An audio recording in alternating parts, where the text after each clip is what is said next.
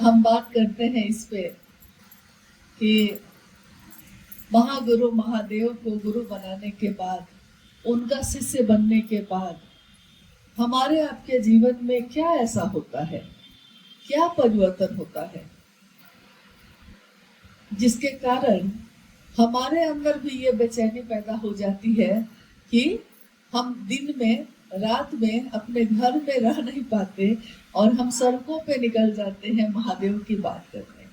ये कौन सी बेचैनी है, ये कौन सी आत्मकाहट है जो हमको चैन से रहने नहीं देती। कहते हैं ना कि जिससे प्रेम हो जाए तो उसकी परवाह भी होने लगती है, और प्रेम है ये परवाह से पता चलता है। जैसे हमारे परिवार में बहुत लोग रहते हैं, तो किसी एक व्यक्ति के बारे में आप देखते होंगे कि घर में माँ है अगर, तो परवाह तो सबकी करती है, किसी एक की ज्यादा करती है, तो हम समझ जाते हैं कि ये उसको ज्यादा प्रेम करती है। इसीलिए बच्चे आपस में लड़ते भी हैं कि माँ तुमको ज्यादा क्यों प्रेम करती है। नहीं, यानी परवाह से, यानी कुछ अच्छा आया है तो हम उसको देना चाहते हैं जिसको प्रेम करते हैं। कोई नहीं है तो हम उसकी चिंता करते हैं जिसे मेरा मन प्रेम करता है।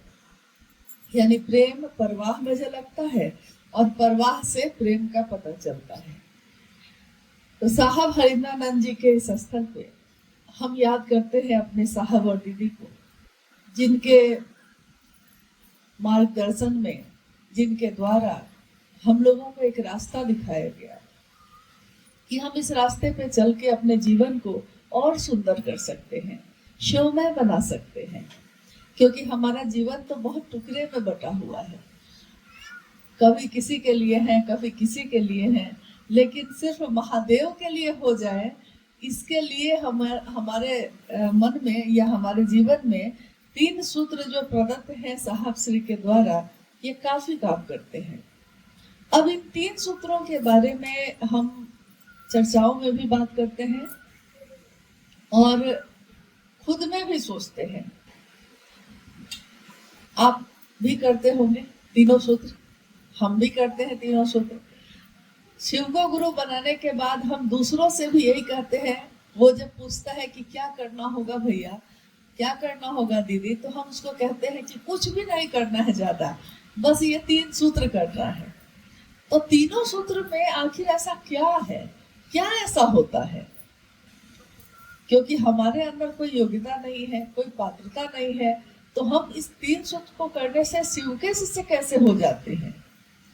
ये बड़ा आश्चर्यजनक तरीका है, अद्भुत तरीका है। पहले सूत्र में हम जब महादेव से दया मांगते हैं तो हम क्या करते हैं? हम महादेव का जो भी चेहरा ध्यान में आता है, जैसा भी याद आता है, सबकी अपनी अपनी अनुभूति है, तो हम उसी चेहरे को या उसी चीज को या उसी एक शून्य में भी अगर मन जा रहा है तो उसी शून्य पे, लेकिन मेरा मन जहाँ टिकता है उसी मन में उस शिव का ध्यान करके हम कहते हैं मन में कि हे शिव, आप मेरे गुरु हैं, मैं आपका शिष्य हूँ, मुझ शिष्य पर दया कर दीजिए। उस समय मेरे गुरु शिव और मेरे सिवा कौन होता है वहां? क्योंकि मन से हम कर रहे हैं। बहुत बार आप देखिएगा कि भीड़ में हम बैठे हैं, लेकिन मेरा मन जिसको याद कर रहा है, भीड़ के लोगों को पता नहीं चलता है। घर में ही हम लोग काम कर रहे हैं, रोटी बना रहे हैं, मन किसी को याद कर रहा है, तो क्या घर के लोगों को पता चल पाता है कि आप किसको याद कर रहे हैं? कभी कभी अचानक काम करते करते कोई मुस्कुराने लगता है, तो हम लोग कहते हैं कि क्या याद आ गया जो मुस्कुराने लगे? किसी की बात याद आ जाती है, किसी का चेहरा ध्यान में आ जाता है, तो हम हंसने लगते हैं। यानी हमारे मन में क्या चल रहा है ये दूसरे को पता नहीं चल पाता। तो जब हम शिव का ध्यान करके इस विधा को करते हैं, पहले सूत्र को, तो मेरे गुरु शिव और मेरे बीच कोई तीसरा नहीं होता। लेकिन जब हम दूसरे सूत्र पे आते हैं, शिव की चर्चा करते हैं, तो देखिए शिव की चर्चा कर रहे हैं, अभी भी हम लोग कर रहे हैं, तो शिव की चर्चा करने में महादेव है, मैं हूँ और जगत भी है, जगत में रहने वाले लोग भी हैं, दुनिया में रहने वाले लोग भी हैं। यानी कि समाज में, जगत में, दुनिया में उतर कर हमको शिव की बात करनी है। तो अब सिर्फ ये नहीं चलेगा कि हम हैं और महादेव हैं, बाकी लोग से मतलब नहीं है, बाकी लोग से तो मतलब रखना पड़ेगा। तो साहब ने कहा कि व्यष्टि का नकाब हटाकर समष्टि की ओर चलना होगा आपको। व्यष्टि का अर्थ होता है, व्यष्टि यानी मेरा, मेरा जो नकाब है, क्योंकि आप जैसे हमको देख रहे हैं, आपको क्या पता हम क्या सोच रहे हैं, आप नहीं जानते। शिव की चर्चा करने के पीछे मेरी मनसा क्या है और आपकी मनसा क्या है, ना आप मेरे बारे में जानते हैं, ना हम आपके बारे में जानते हैं, लेकिन हम खुद अपने बारे में तो जानते हैं। दुनिया की आंखें हमको देखें या ना देखें, मेरी आंख तो हमको देखती है कि हम क्या कर रहे हैं। तो व्यष्टि का नकाब हटाकर, ये साहब की लिखी हुई पंक्ति है, जो उन्होंने आओ चले शिव की ओर में जो किताब लिखी है, उसी की एक पंक्ति है ये, कि व्यष्टि का नकाब हटाकर, यानी कि महादेव जो है गुरु, उनसे आप क्या छिपाइएगा। उनके सामने तो आप अपनी खूबसूरती और अपनी कुरूपता दोनों लेकर सामने खड़े होना पड़ता है। गुरु के सामने तो कुछ भी छिपेगा नहीं, हम लाख छिपाना चाहे नहीं छिप सकता, क्योंकि अंदर का रिश्ता है ये। तो वो मेरे अंतर को जानते हैं कि हम क्या सोचते हैं, कि हम क्या करते हैं।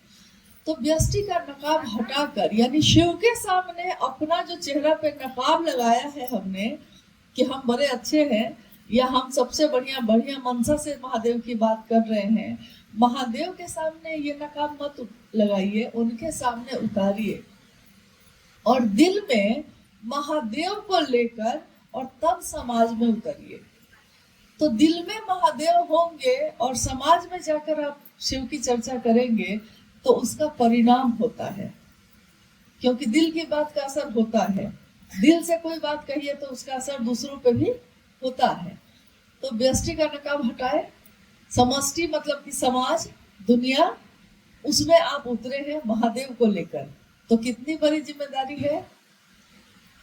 तो शिव की चर्चा एक परिणाम परक, अंतहीन, अविरल धारा है। परिणाम परक यानी कि इसका एक रिजल्ट है, हर काम को करने का एक रिजल्ट होता है। आप खेती में अगर जाते हैं खेती करने, तो खेती को कोड़ाई करते हैं, जुताई करते हैं, उसमें पौधा लगाते हैं, तो इस सारे काम को करने के पीछे परिणाम आता है कि नहीं, रिजल्ट आता है ना, फसल लग जाती है। इसका रिजल्ट ये है कि फसल लगी ही नहीं, एक दिन आप उस फसल को काटते भी हैं और एक दिन वो गेहूं या धान हमारे घरों में भी आता है, जिससे हमारा भोजन चलता है। यानी उसका एक रिजल्ट है, हर काम को करने के पीछे एक रिजल्ट है। सुबह में झाड़ू लेकर अगर आप खड़े होइए और जाइए घर में सारे जगह झाड़ू लगा दीजिए, तो उसका रिजल्ट क्या है, उसका परिणाम क्या है कि घर साफ हो जाता है। यानी हर काम को कर, सब्जी खरीदने गए हैं मार्केट में, लोग कहते हैं क्या करने आए हैं, तो हम कहते हैं सब्जी खरीदने आए हैं, लेकिन उस सब्जी खरीदने का भी एक रिजल्ट है, एक परिणाम है। खरीदा है आज हमने, लेकिन घर में जब लेकर आए हैं तो काट के मसाला तेल डाल के उसकी सब्जी बनी है, तो हम खाना खा पाए हैं। यानी भोजन करना उसका रिजल्ट है, भोजन बना और हमने भोजन किया, उस दिन के सब्जी खरीदने का भी एक रिजल्ट है। तो हमारे जीवन में जो भी काम हम करते हैं, उन सारे कामों के पीछे एक परिणाम है। शिव की चर्चा करने के पीछे भी परिणाम है कि शिव की चर्चा करना यानी कि हम में जितनी ही क्षमता है, हम में जितना ही सामर्थ्य है, उतनी क्षमता भर मेरा मन सचमुच में समझ सके कि शिव मेरे गुरु हैं, ये सचमुच में वो समझ सके। जैसे हम सिर्फ बाहर बाहर कोई बात करते भी रहेंगे तो उसका कितना रिजल्ट होगा।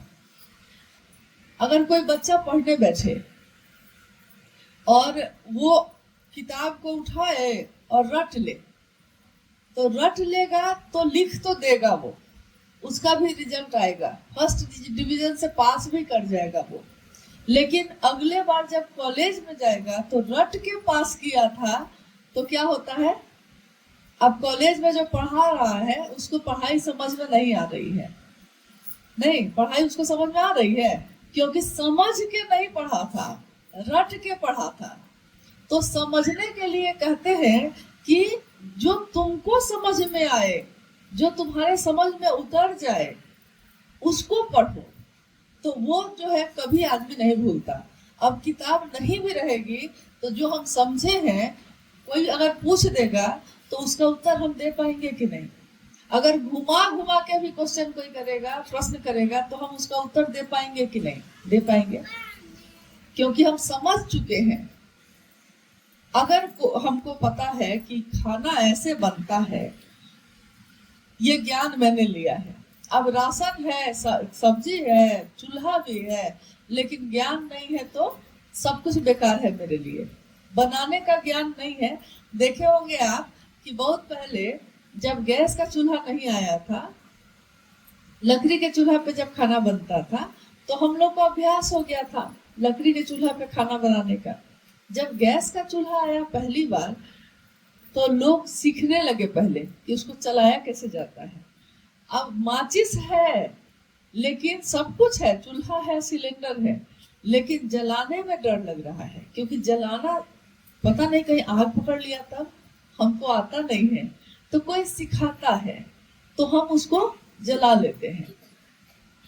यानी सामान है, सब कुछ है, लेकिन उसको किस लिए जलाना है, कैसे जलाना है, कैसे बनाना है, जब हमको ये नहीं पता होगा तो कोई फायदा इन चीजों का नहीं होगा।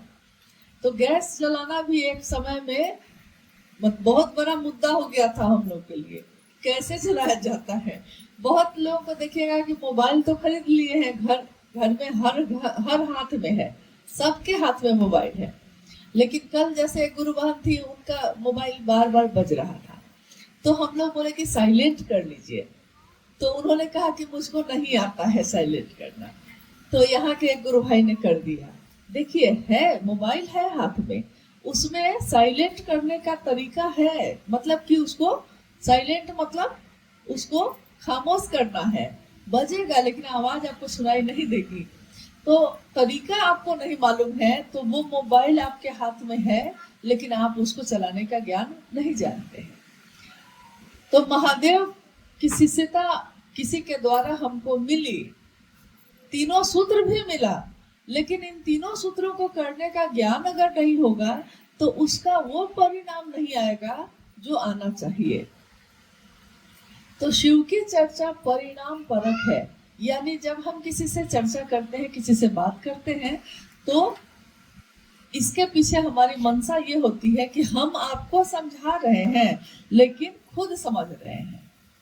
जैसे साहब से कभी किसी ने कहा अगर कि साहब हमको तो कुछ आता नहीं है, तो हम क्या बोलेंगे, हम चर्चा में क्या कहेंगे, तो साहब कहते कि जाओ दूसरे को समझाना, दूसरे को समझाने में खुद समझ जाओगे। उन्होंने कहा कि अरे किसी को स्टेशन देखा हुआ नहीं है, और अगर वो आपको कहे कि स्टेशन पहुंचा दीजिए हमको, और आप स्टेशन पहुंचाने चले जाइएगा उसको, तो उसको पहुंचाने में आप पहुंचिएगा कि नहीं। तो हम लोगों ने कहा कि हाँ, दूसरे को पहुंचाने में हम भी तो पहुंचेंगे। तो उन्होंने कहा कि इसी तरह शिव की बात दूसरों से करने में, शिव चर्चा करने में, दूसरे को समझाने में हम खुद समझ जाते हैं। जो चीज हमको नहीं पता है वो भी हम समझा देते हैं दूसरे को, और वो समझ भी जाता है। अविरल है, मतलब कि ऐसी बात जो कभी रुकेगी नहीं, अंतहीन है, चलती ही चली जाती है। एक जगह जाके आपका मन कभी संतुष्ट हुआ है? प्रेम में ऐसा होता है, प्रेम कभी संतुष्ट नहीं होता। जैसे एक माँ अपने बच्चे को प्यार करती है, तो बच्चे का चेहरा देखते रहती है, बार बार देखती है। मैं दूसरों को क्या कहूँ, मेरी हालत ये रहती है कि रात में अगर नींद टूट जाए तो उस समय भी जाकर हम बच्चों के कमरे में उन लोगों को देखाते हैं, एक बार देखाते हैं ठीक से सोया है कि नहीं। सोया तो है ही, हमको देखना क्या जरूरी है। यानी उसको कितना भी देखें मन नहीं भरता है। जिसको भी प्यार करते हैं उसके पास कितना भी बैठे मन नहीं भरता है। वो बात करने लगता है तो कहते हैं कि और कुछ कहिए ना, वो कहता है कि क्या बोले, और इतनी देर से तो बोल रहे हैं, तो कहते हैं कि थोड़ा सा और बोलिए ना, मन नहीं भरा अभी। जैसे साहब से हम लोग मिलते रहे शरीर में, तो शरीर में रहते हुए साहब से मिलते रहे, इतना मिले, इतना बैठे, इतनी बात सुनी, लेकिन कभी भी मन भरता ही नहीं था। प्यास और बढ़ती थी, लगता था कि और बैठते उनके पास और बात सुनते उनकी। प्रेम ऐसा ही होता है जो कभी संतुष्ट नहीं होता। वो अंतहीन है, अविरल है, बहता ही रहता है। मन से शिव के प्रेम की धारा फूटती रहती है और ये धारा बहती रहती है। कभी संतुष्ट नहीं होता मन कि हाँ आज 4 घोषणा कर दिए हैं तो हो तो गया, महीना भर का कोटा हो गया मेरा। नहीं, नहीं मन मानता है। कहते हैं कि आज 4 ही किए थे, 10 और करेंगे। 10 कर लेते हैं तो कहते हैं 20 और करेंगे। यानी कि ये कभी भी संतुष्टि नहीं देता, कभी भी शांत नहीं होता मन।